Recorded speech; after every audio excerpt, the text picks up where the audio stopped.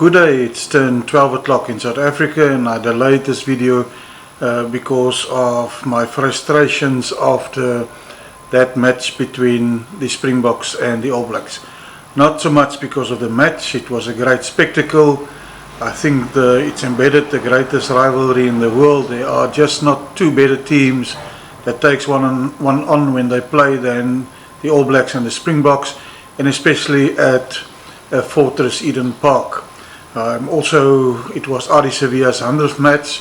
What a servant to the game. I want to congratulate him. He's a great ambassador for All Black Rugby. He's a great rugby person. How friendly he is to the South Africans and the Springboks is something to be admired. So what is my frustrations then? I'm frustrated by the errors the Springboks made. I think they made crucial errors at crucial times. They made it very difficult for themselves, albeit the conditions were very difficult to play in, with the rain that was there before the match and also during the match. But the Springboks were not just on top of their game, especially in that first half. In the second half they fought back valiantly, but couldn't get across the line. So what are some of the issues I picked up that the Springboks could improve on? And it's now, I think, the third test in a row where the lineouts didn't function well. The All Blacks put huge pressure on the Springbok lineout and disrupted the Springboks lineout, won a number of the lineouts, and that denied the Springboks of one of the strongest platforms that they play off. So the Springbok lineouts are definitely something that I think Rassie needs to work on. It got much better when Jordie came back in the second half. I'm not saying Reinach had a bad game, but Jordie didn't seem to be fussed. He took his ball well. Also Peter Steph at the back of the lineout, but in the front of the lineout, in the first half the Boks battled. And all credit for New Zealand for disrupting the Springboks lineout. I was frustrated by the Springboks inaccuracy. There was a number of inaccuracies at crucial times in the game. I can think of, there was a pass from Andre Pollard straight into touch when he did a no-look pass. There was the 50-22 where they gain an important entry into the All Blacks 25 and Marx couldn't hear the call. He delayed the throw into the lineout and it was a free kick to the All Blacks and the pressure was off. I was frustrated about the number of Springboks that fell off their feet, that slipped when there were no defenders around. So it was an all-round, especially in that first half, not a good performance by Springboks. I was also frustrated, sorry, I forgot to say that, with the two tries that they let the All Blacks score. Well taken by the All Blacks, I must say, but there's something since the beginning of this year in the Springboks defence that's worrying me. It's not as tight as normal. The first try scored by the winger, I think Narawa, sorry if I pronounced that incorrect. Very clever cross kick by Barrett. He caught the ball but he himself slipped and Valerie just fell on him and didn't hold him. He stood up and off he went, did a dummy pass inside and scored a very good try. So that was to me a soft try conceded by the Springbok, by some bad defence and by Valerie not doing his best at the tackle. Then the second try of the All Blacks, throw over the lineout, Marx standing far too in front. It's an inside pass to Will Jordan and Marx has got too much space to make up. He misses the tackles and Will Jordan goes over and suddenly the Springboks found themselves behind 14-0. So that's what also frustrated me with the Springbok performance. I'll mention maybe one frustration at the end, and that's around the officiating, but I first want to deal with what the All Blacks did well. And congratulations to the All Blacks, you deserve this win. I don't think even that the officiating had a role to play, although it frustrated me. It clearly didn't influence the outcome of the game. You took your chances, you applied the pressure when it needed to be applied, and I thought, especially at ruck time, you hurried the Springboks. You were always one or two men over at the rucks, and you ensured that the Springboks didn't get clean ball. A number of times you drove over and you secured the ball yourself, and the Springboks just didn't have enough players at times at the ruck. So well played New Zealand for making it very difficult for the Springboks at that time. That made Grant Williams' life very difficult. He didn't have his best game. I think he had one sniping break, but I think he didn't play badly. It was just the pressure that was being applied by him to him by New Zealand. So well done, New Zealand, for how you played at the ruck time.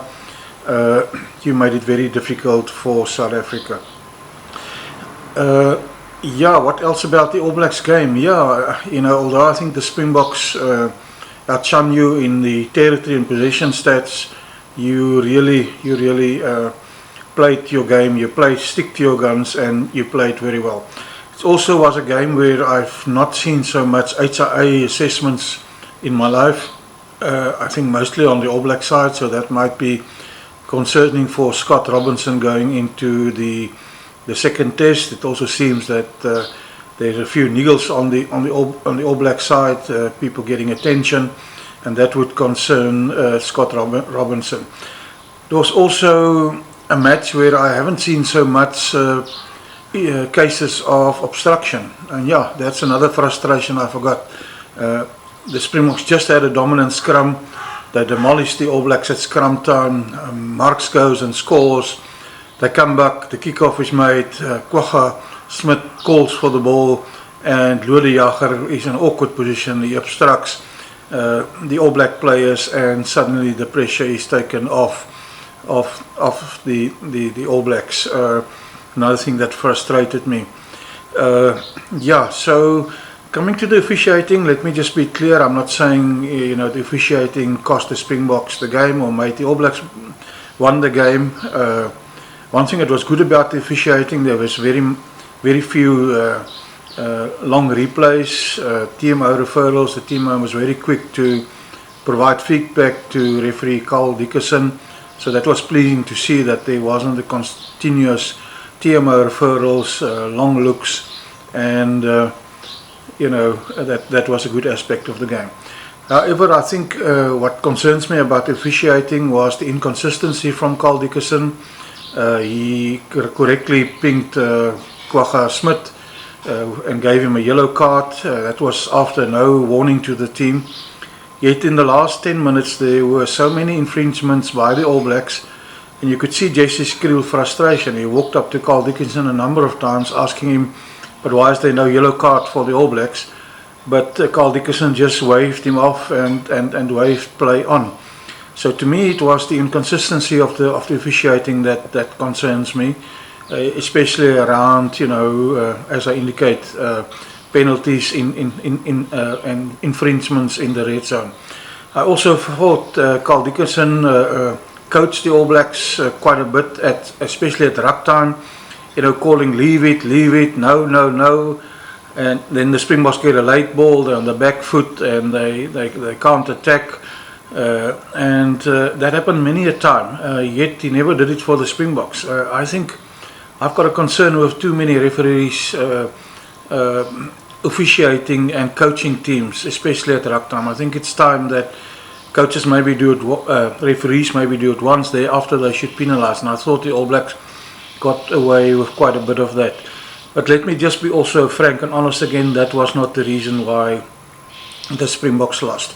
I'm just thinking about other frustration things I can mention. There was also Auckland Chair that got a bit of try line fever when he tried to roll over once. He should have just pushed the ball back, and that relieved the pressure on the All Blacks, and they could have a goal line dropout and the pressure was relieved. So in the end, my summary of this game is that the All Blacks played well. They disrupted the Springbok lineouts. They scored when it mattered most, especially in that crucial first 20 minutes. They did not allow themselves to feel pressured. They competed extremely well at the rucks, made Grant Williams and the Springbok forward time very difficult with their ruck aggression, and that won the All Blacks the match. all is still there to play for in next week. I've got the feeling the Springboks might bounce back, but you'll never know. If they can win one out of the 2 matches in New Zealand, that will be a plus for me. The Rugby Championship is quite wide open. Unfortunately, I missed most of the earlier game. I thought it would be played after the All Black game, and when I switched on to start watching the South African All Black game, I saw the score was 21-all, and what a match. When Argentina went ahead 24-21, I thought that's much done, but congratulations to Australia. You had a never say die attitude. You took your chances, you varied your play from a number of penalties, and in the end you scored a crucial try. So hard luck to my Argentinian brothers. I've got a soft spot for Argentina rugby, given the relationship between South Africa and what South Africa has done to inculcate the rugby culture in Argentina. It's close to my heart. My dad also played rugby visiting Argentina and Chile there, met Hugo Porta, and in the 80s when South Africa was denied playing international rugby most of the time, the South American Jaguars, which was a team combined of Argentina, Uruguay, Paraguay and Chile, toured South Africa regularly, and that gave us at least some semblance of international rugby in the 1980s. And Edward from International Rugby, the biggest Facebook group on the rugby, I still remember the one game where the Springboks won easily in the first test, and in the second test they lost to the Jaguars in Bloemfontein, and it was all Hugo Porta. He scored all the tries with penalties, drop kicks, and I think one try. And I remember how shocked the Springboks were, and the Springbok supporters were after that match. So yeah, let me just say and conclude by saying the Springbok All Black rivalry is alive. It's, in my view, the biggest rivalry in the world. It needs to be celebrated. It's a pity that I see some commentators from other nations calling it rugby banter, but slanting, the Springboks or the All Blacks, rather than appreciating the quality of this game we saw. It was of a high quality, high intention. So to conclude, well done All Blacks. You played a very good game. You outplayed the Springboks on the day. You applied the biggest pressure, and you deserve to win the game. If you like this video, please subscribe to my channel and also hit that like button. It will be very, very much appreciated.